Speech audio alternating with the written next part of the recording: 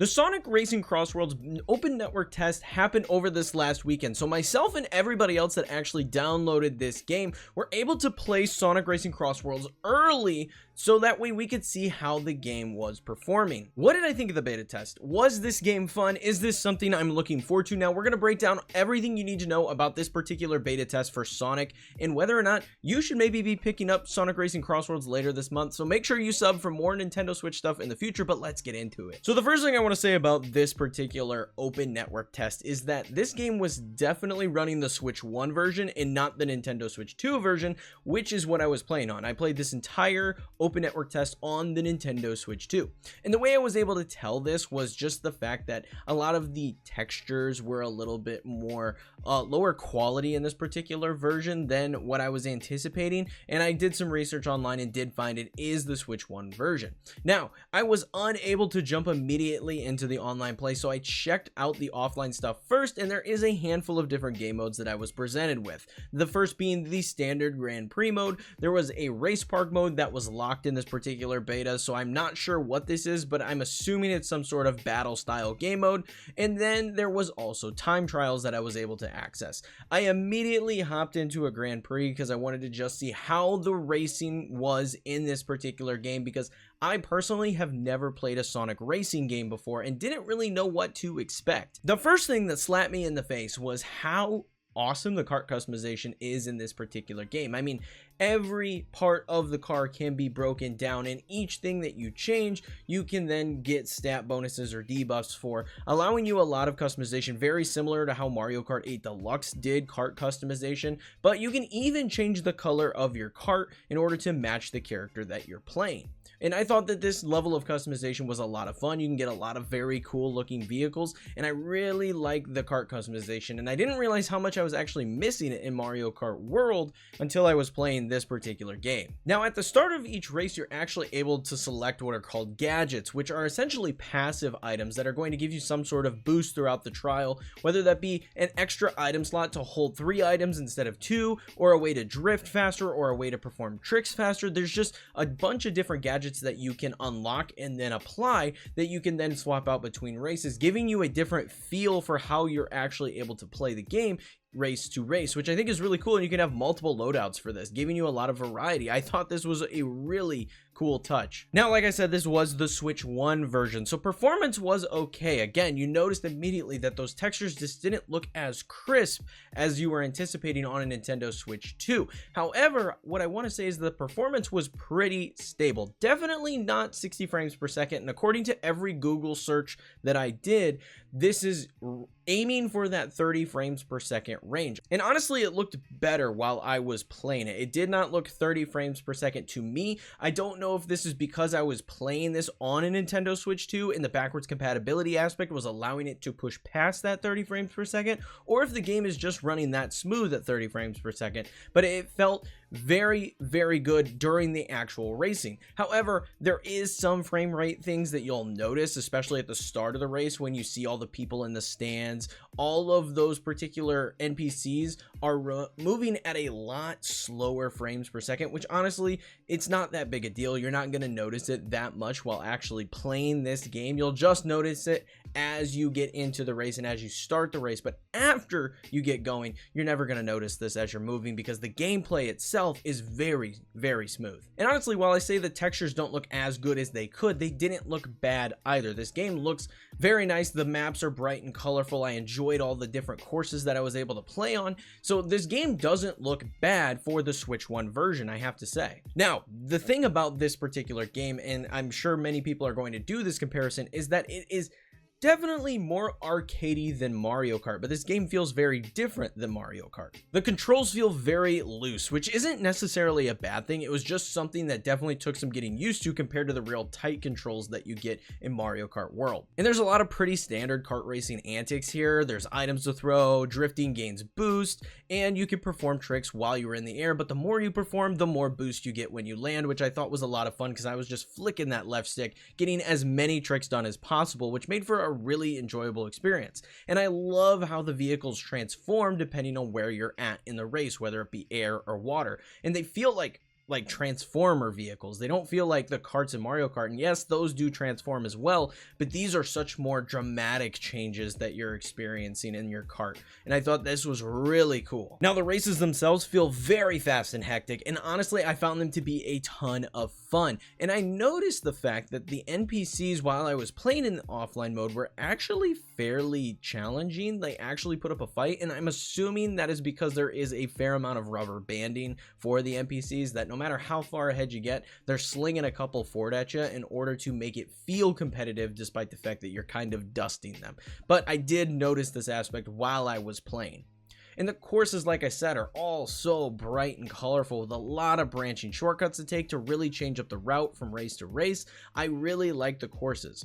And the coolest part of this game, the game's actual namesake, that being CrossWorlds, is really where this game shined, in my opinion. Around the second lap of every race, you're going to see 2 rings spawn in front of you with a different course that you can choose from. You can choose this by being in first place, and by selecting one of the paths, the ring will drop down in front of you and you will drive through it to an entirely new location. Very Ratchet and Clank Rift Apart style. And I thought this was very, very cool. It changes up the theme and the dynamic of the race that you're a part of, making things very interesting. And as you finish that lap, you will be teleported back to the original course, which just keeps this feeling incredibly fresh. I really like this aspect. The CrossWorlds side of this game is so enjoyable and something that changes how each race feels, because yes, you have 2 options, one being an actual course and one being a random that you can select from, but changing which one you go to each time you visit a course is going to change how that race feels on that particular track, making things feel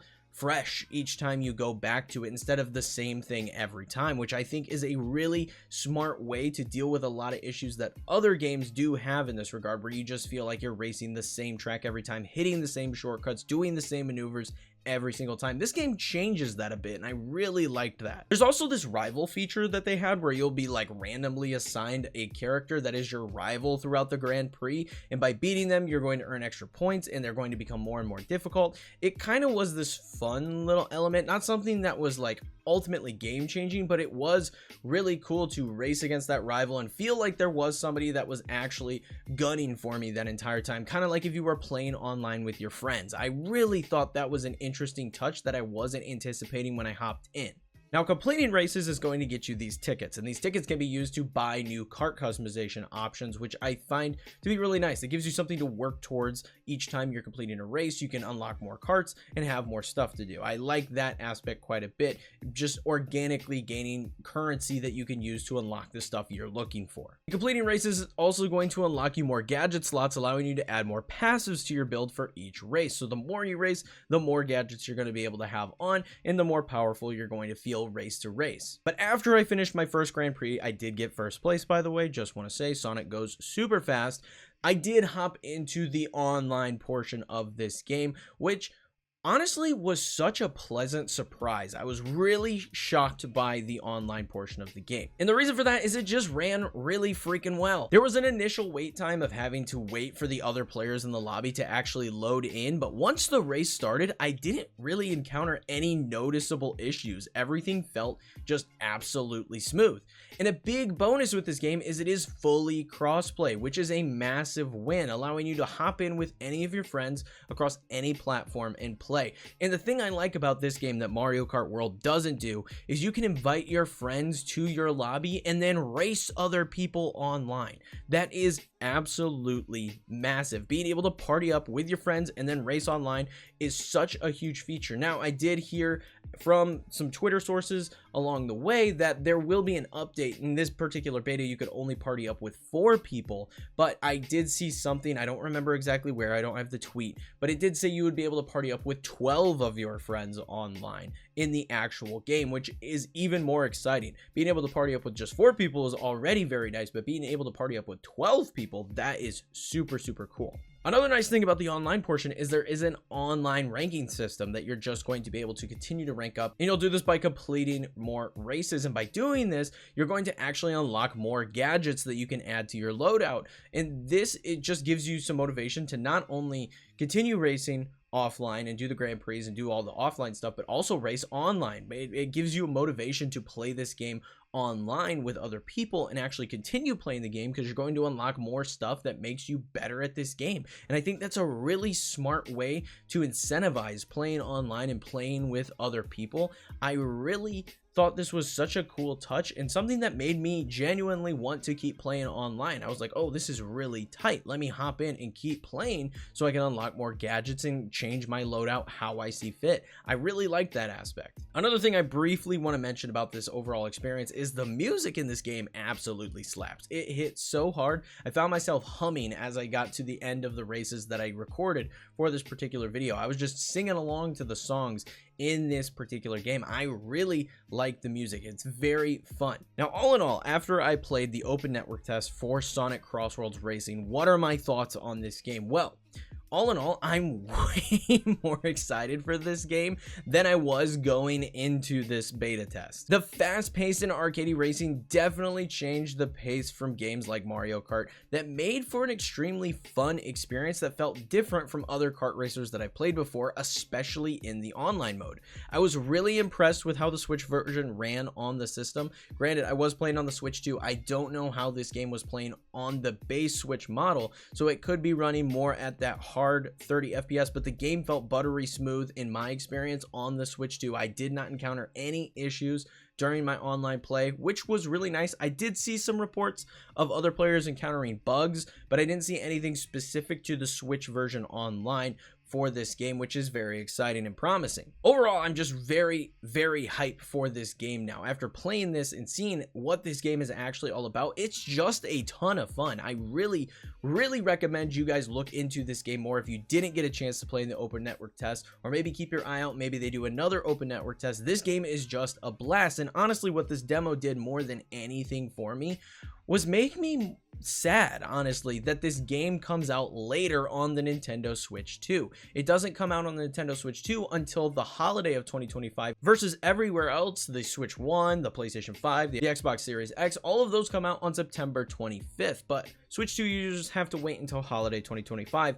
And then if you want a full physical version of this particular game, you have to wait until early 2026, which is what I will be doing, because initially this game was actually supposed to be a key card, and then Sega heard our cries and say that we didn't want this game to be a key card, and they backtracked and said that this game is actually going to be fully on the cartridge. And I want to support the fact that they changed their mind. I want to support the fact that they went out of their way to put this game on a cartridge and listen to the fans. I'm gonna buy this game fully physically on the Nintendo Switch 2. I will wait, but I am sad that I have to wait, because this game is a ton of fun. I do want to mention though, if you do want to get this game right now and you do want to hop in and play Sonic Racing CrossWorlds on September 25th, you can buy the Nintendo Switch 1 version, and there will be a $10 upgrade path available for you when the Nintendo Switch 2 version drops later. So if you want to get in right now and start racing, start ranking up and doing all that stuff, you can do that and then upgrade later down the road.